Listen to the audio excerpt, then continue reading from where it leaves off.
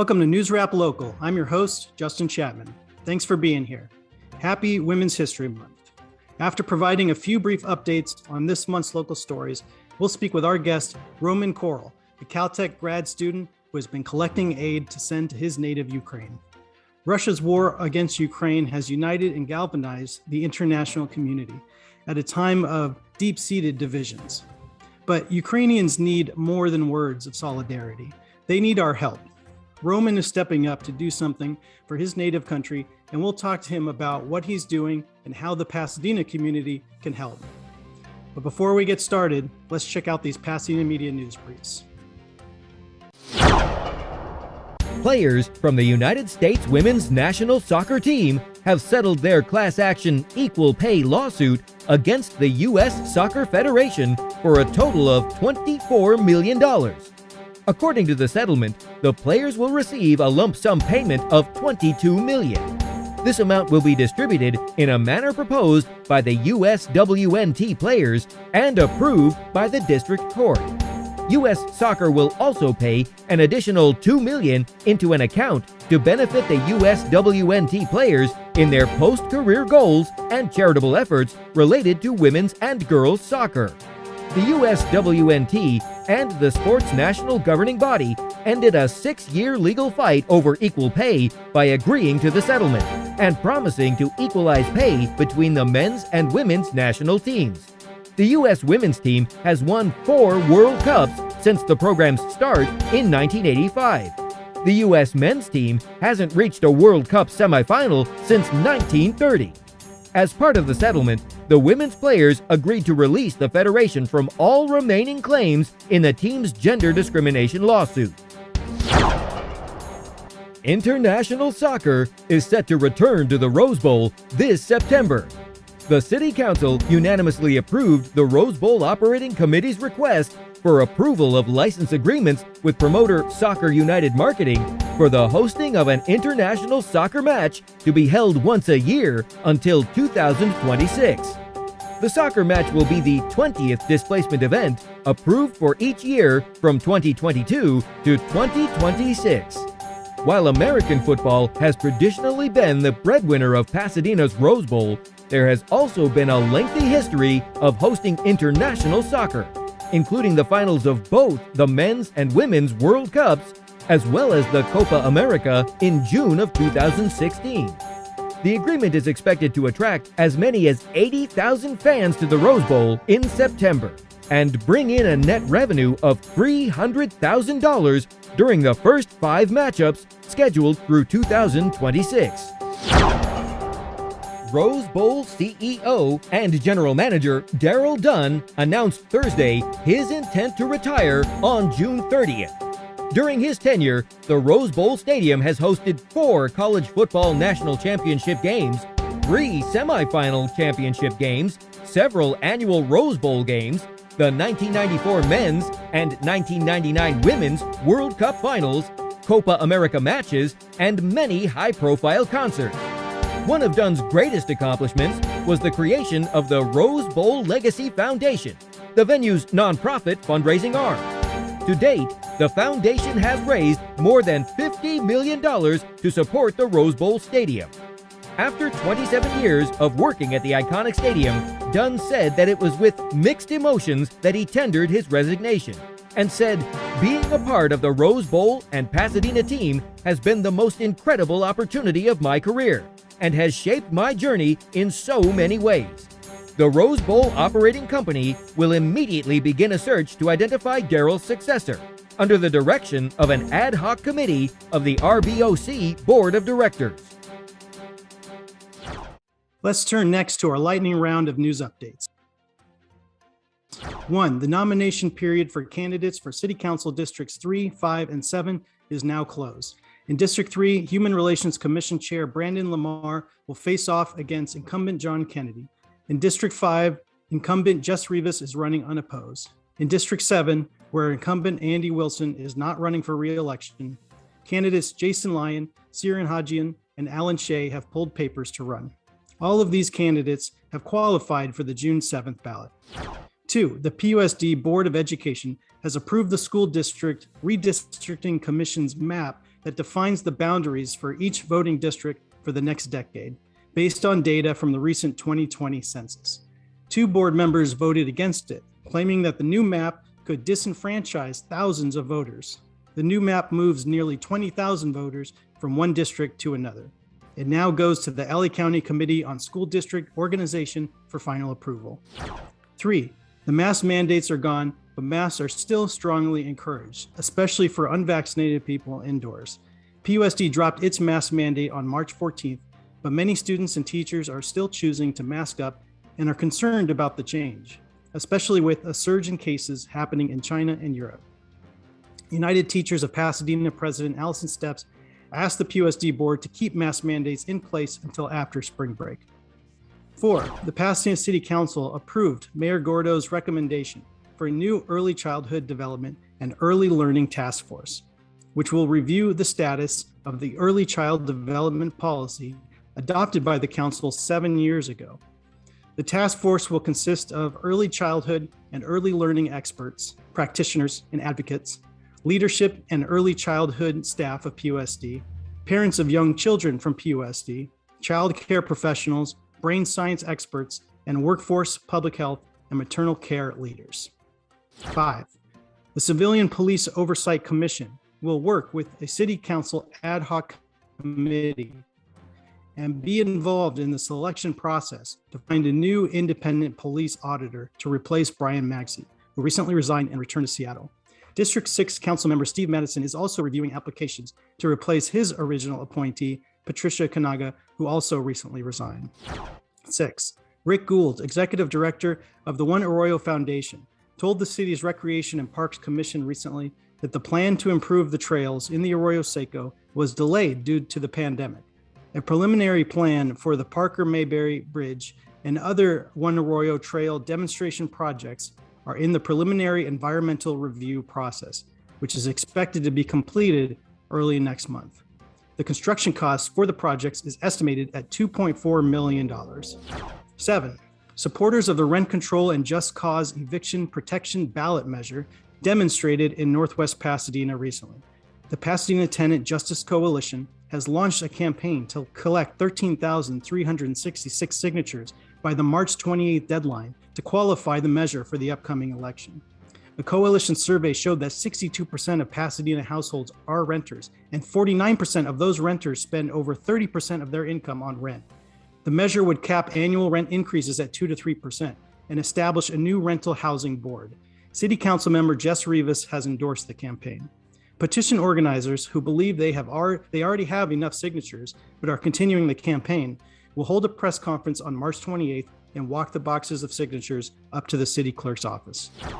8, California Attorney General Rob Bonta said that Pasadena has violated Senate Bill 9, a new housing law, when the city council passed an urgency ordinance into SB 9 allows single-family residential properties to subdivide into 2 lots without discretionary review. The city's ordinance, among other things, prohibits the application of SB 9 to landmark districts in the city. The Attorney General said the city should repeal and/or amend the ordinance within 30 days. In a strongly worded letter to Mayor Gordo, he wrote, quote, "Pasadena's urgency ordinance undermines SB 9 and denies residents the opportunity to create sorely needed additional housing. This is disappointing and, more importantly, violates state law. Right now, California is facing a housing crisis of epic proportions, and it's going to take all of us doing our part to alleviate its worst effects. I urge cities to take seriously their obligations under state housing laws. If you don't, we will hold you accountable," end quote. The mayor said the city is reviewing the letter.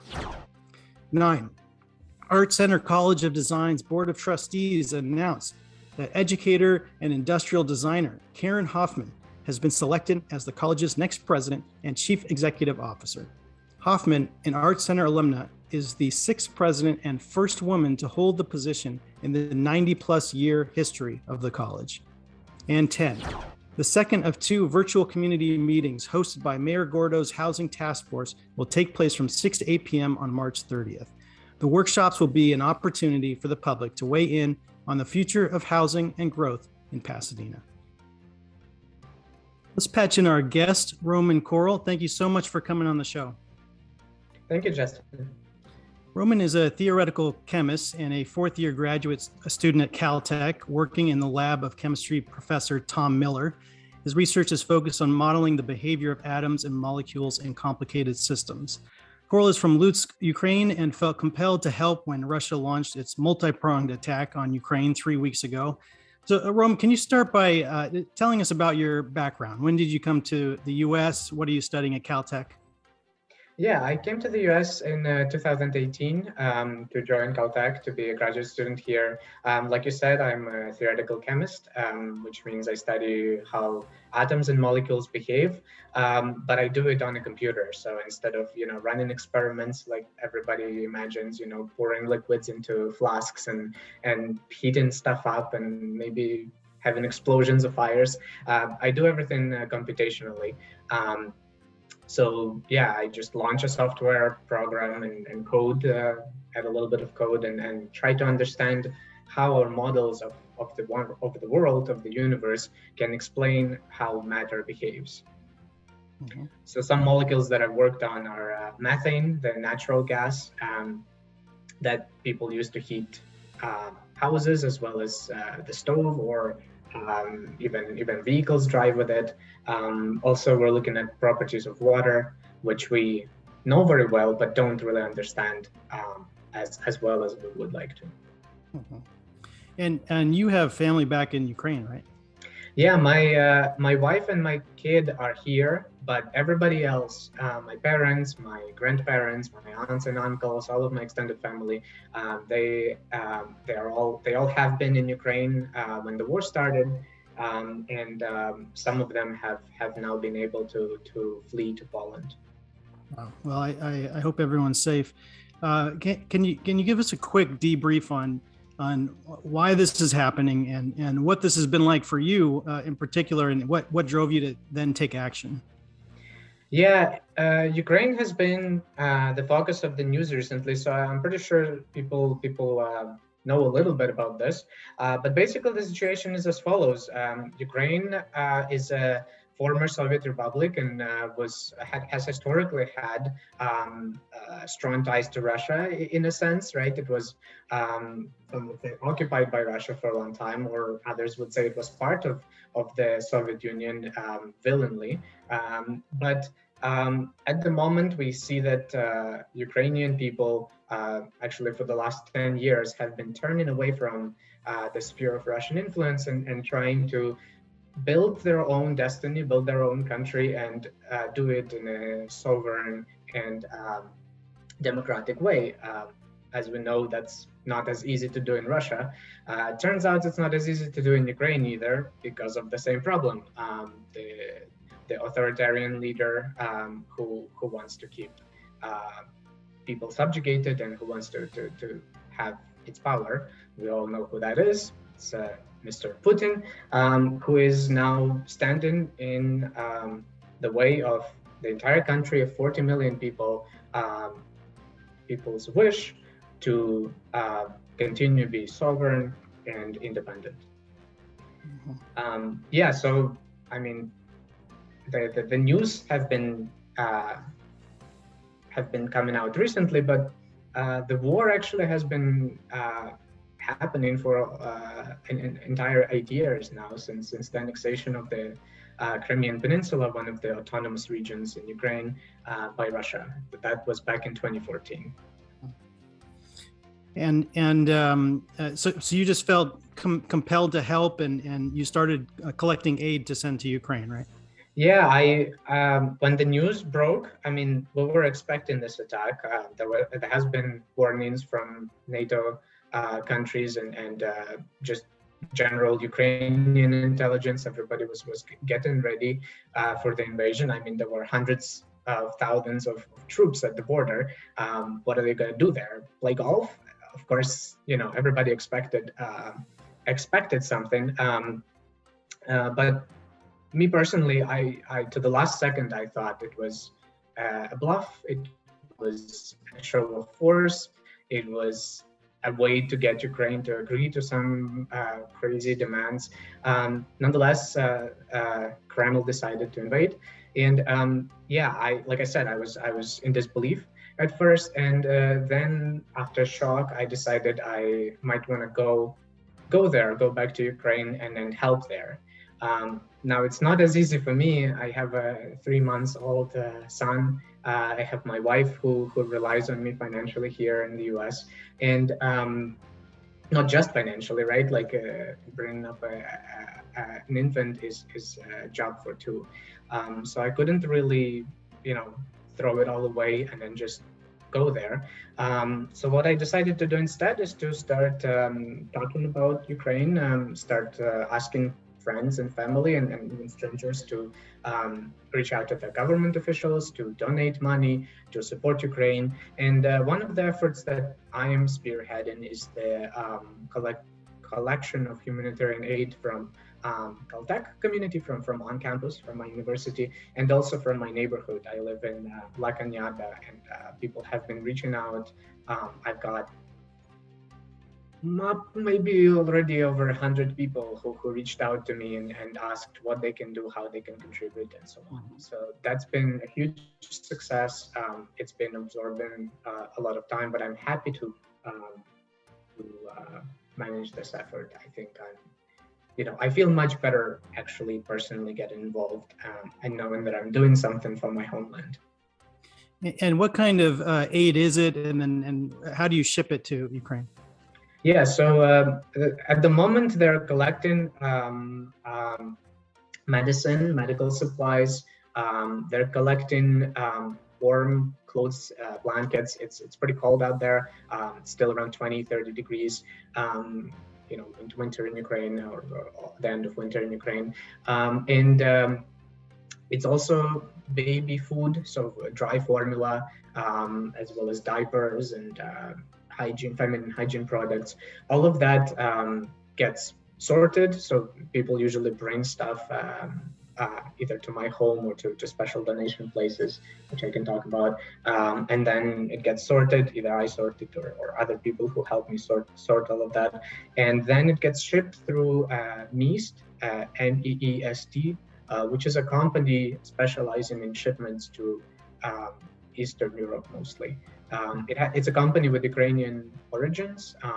It's actually a franchise that exists all over North America, but there is a local NEEST California, and they are helping with shipments.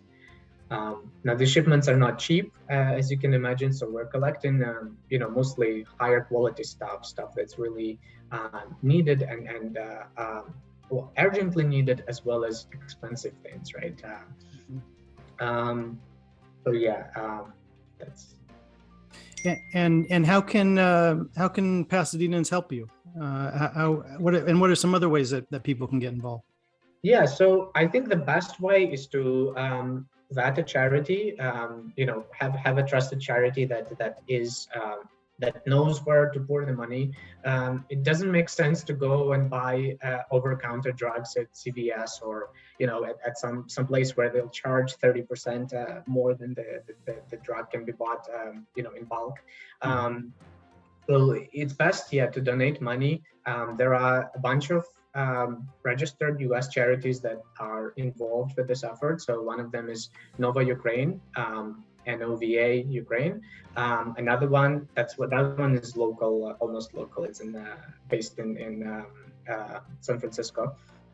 There is a Mission for Mercy. The website is called, their website is mercyukraine, all one word, .org.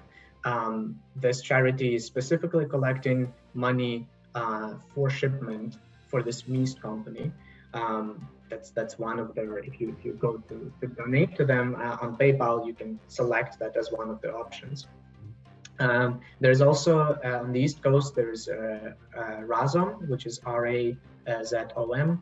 So all three are trusted charities. I've either worked directly with them or know people who work directly with them, and all of them are working round the clock with hundreds of volunteers to make sure that the aid gets to Ukraine as soon as possible. Other things you can do if you're not financially, or if you're financially struggling, you can volunteer time. You can come help at the Ukrainian Orthodox Church, St. Andrew Orthodox Church in LA. That's a local effort. I'm sure if you're from some other city or other country, there are other local places where your help is needed. You can reach out to me and I can direct you to the appropriate people. And of course, you can donate stuff. You can donate items that you have in your possession and don't really need, or maybe you think can be used better in Ukraine. But again, I urge you not to, go to the store and start buying stuff, because that's not as efficient as if you donated money or donated time or donated the items that already are in your possession. Gotcha. And how can people reach out to you?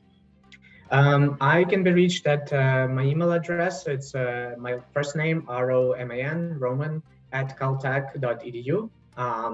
Caltech as in California Institute of Technology. Yeah, I think that's the best way. Then I can handle the responses. Great. And so tell us a little bit about the partnership between the Nova Ukraine that you mentioned and the Teach for Ukraine nonprofits. Yeah, so I actually, before the war started, I was working for almost a year on this partnership. So Nova Ukraine is in general a charity in the US that supports different projects happening in Ukraine. They've had a lot of humanitarian efforts before the war. And one of the projects that they were supporting is Teach for Ukraine, which is a wonderful program. It's a program that exists in some 54 countries, I believe. So, there's Teach for Canada and Teach for USA and Teach for other countries. And in particular, there's Teach for Ukraine. And the program aims to collect people recent graduates from universities and make sure they have a path towards teaching. So basically you have an application process from recent graduates in Ukraine who want to become teachers. They weren't studying to become teachers, but they decided that they want to try. The program supports their education so that they get a master's in teaching, and it supports them with a 2-year supplement to their salary, which is actually quite good for Ukraine. It's something like doubling their salary, so that they get the real salary from the institution plus the additional support from the program. And the catch is you have to be a teacher in a small town or a village. So basically a tiny community in Ukraine where, a lot of people leave from there. A lot of people who are, there's a lot of brain drain, right? That you probably see here in the US as well, from rural areas to urban areas. So these smart graduates, these leaders of thoughts, leaders of efforts are going into these communities, and the idea is to bring their spirit, bring their expertise, and make sure that they can build improvements in these small communities.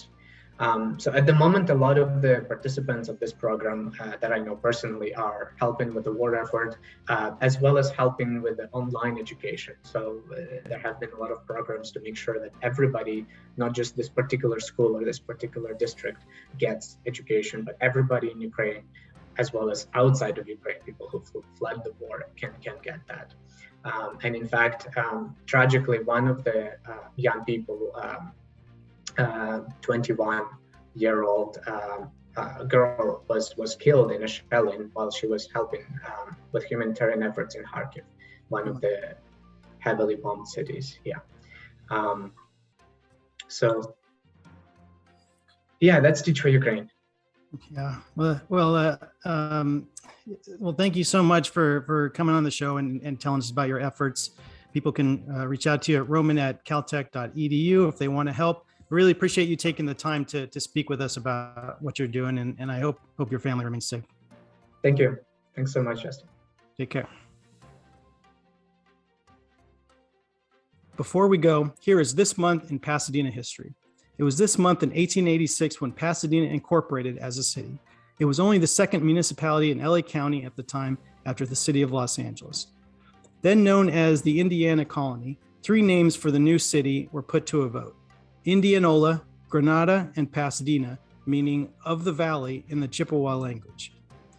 One of the main reasons for incorporating was to rid the city of its saloons. It's important to note and to remember that long before Europeans and Midwest Americans migrated to the Pasadena area, this land was home to the Tongva tribe for at least 10,000 years. Thank you all so much for joining me for this episode of NewsRap Local. Tune in every third Friday of the month at 5 p.m. Learn more at pasadenamedia.org and justindouglaschapman.com. Sign up for my monthly email newsletter to get updates on my work by visiting justinchapman.substack.com. See you next month.